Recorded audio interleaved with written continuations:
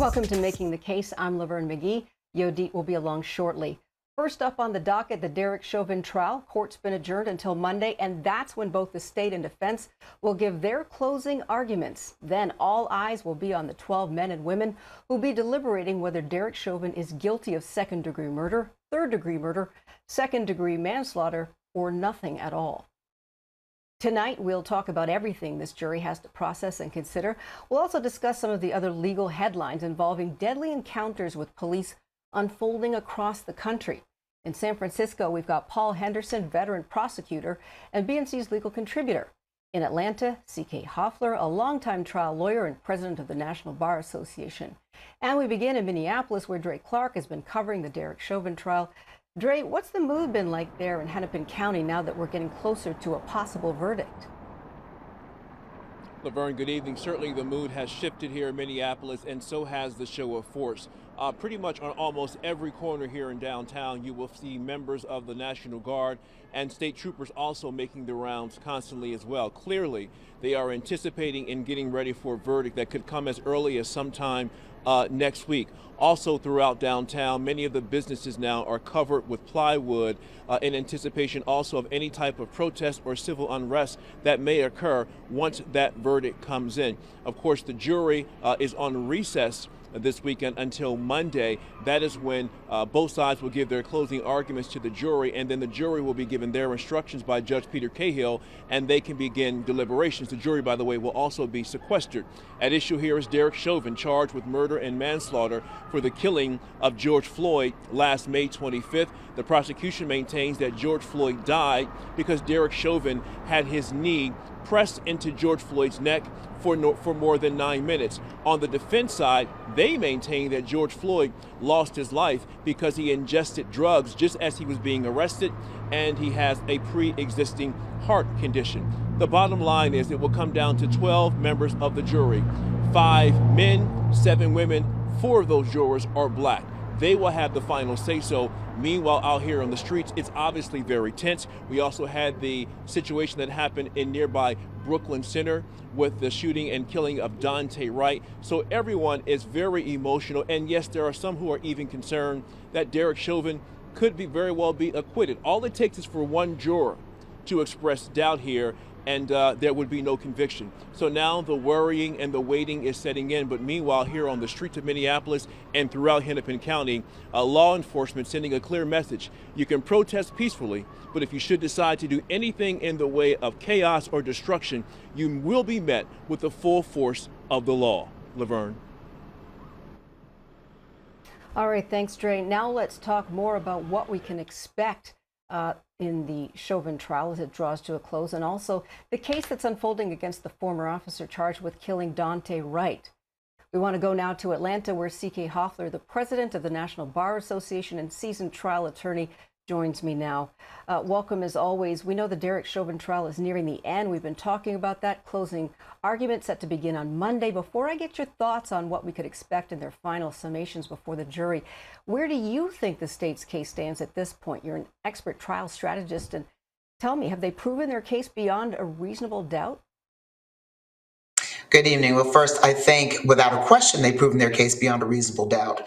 I think that the prosecution put on one of the most compelling cases that we've ever seen in a police, what I would call murder or excessive use of force case. They had witness after witness. They had law enforcement experts. They had chief of police. They had fellow officers that all said that Derek Chauvin exceeded or did not operate within the standard for police officers in that situation, that he deviated from his duty, both professional, ethical, and that really what he did was wrong. It was not condoned. They had medical experts that established that basically George Floyd died as a result of that knee to his neck. He died from asphyxiation. He died from the lack of oxygen, lack of air. And they also had fact witnesses that set out a case and that explained all of what inquiring minds wanted to know. But the most compelling piece of evidence, of course, was the video. 9 minutes and 29 seconds of sheer, unadulterated murder, in my impression.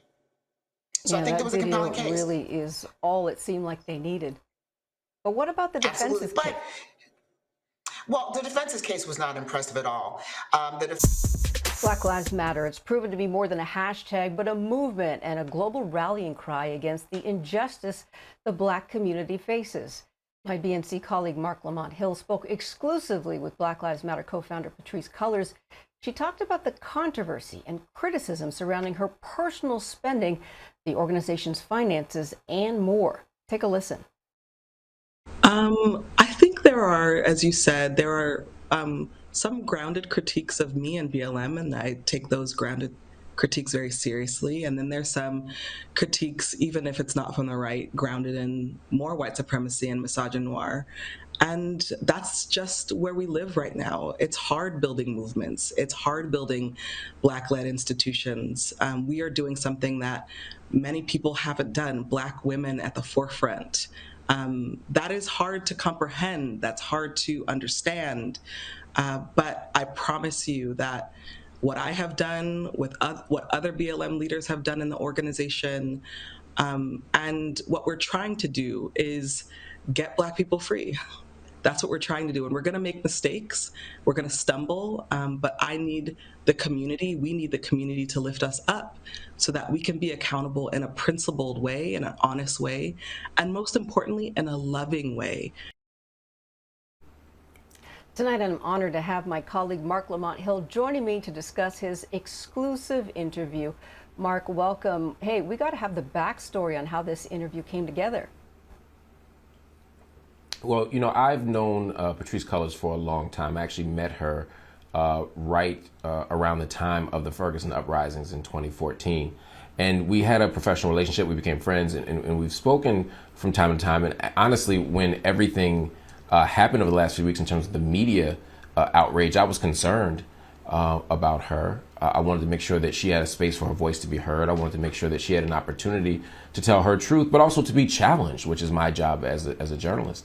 And so we reached out and asked her to come, and she said yes. And I'm very grateful that she gave an exclusive interview to Black News Channel. BNC got this, not one of the other outlets. I think that's an important sign of her commitment to Black institutions and Black movements. And we had the conversation. There were no restrictions. I didn't send the questions ahead of time, but I was very honest and direct and said, hey, I'm going to ask some tough questions, and you know, you're going to have to answer. Yeah, she was actually pretty candid, I thought. But did you get the answers you were expecting? Sometimes, you know, I had no doubt that the money that people are talking about that came into Black Lives Matter grassroots movement was on the up and up. I had no doubt that she wasn't taking anything, and I knew that she wasn't taking a salary. I had done my homework. I'd done my due diligence. I knew all of that.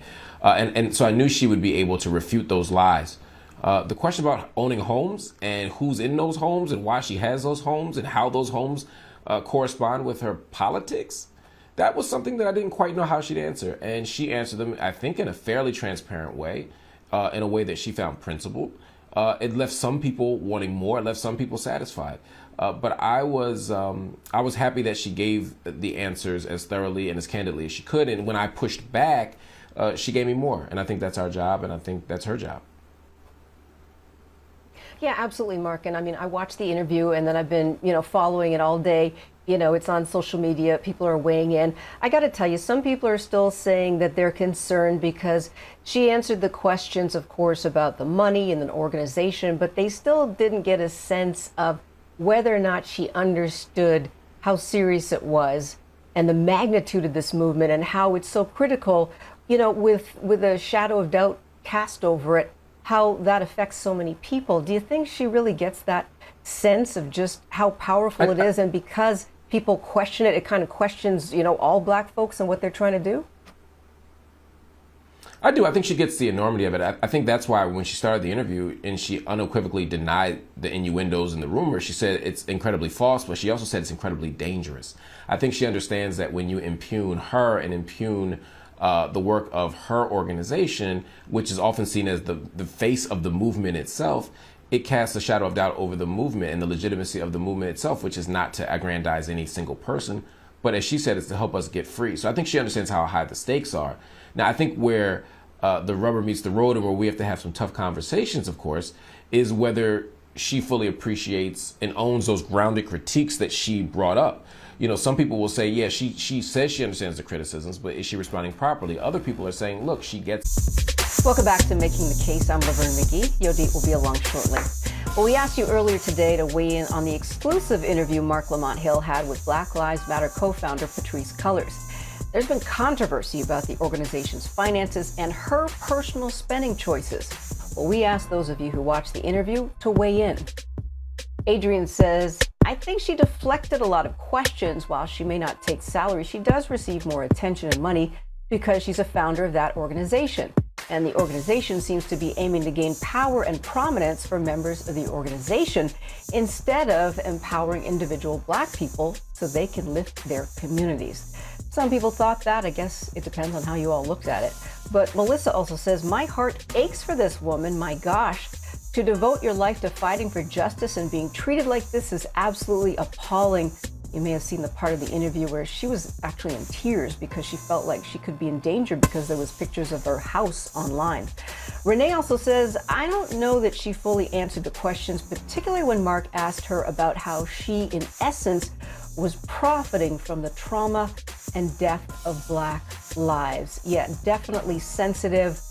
Marc was definitely fair with her, and she gave her perspective. You know, it's hard to get the full story in a short interview like that on the magnitude of such a huge organization that's known worldwide. But you know that we will bring you more if we get it here on the Black News Channel. Marc Lamont Hill, of course, doing an amazing interview with her, an exclusive here on BNC. And if you have any more comments, please go ahead and reach out to us so we can share them here on Making the Case. You can follow us on Instagram, Facebook, and Twitter, and use the hashtag MTC.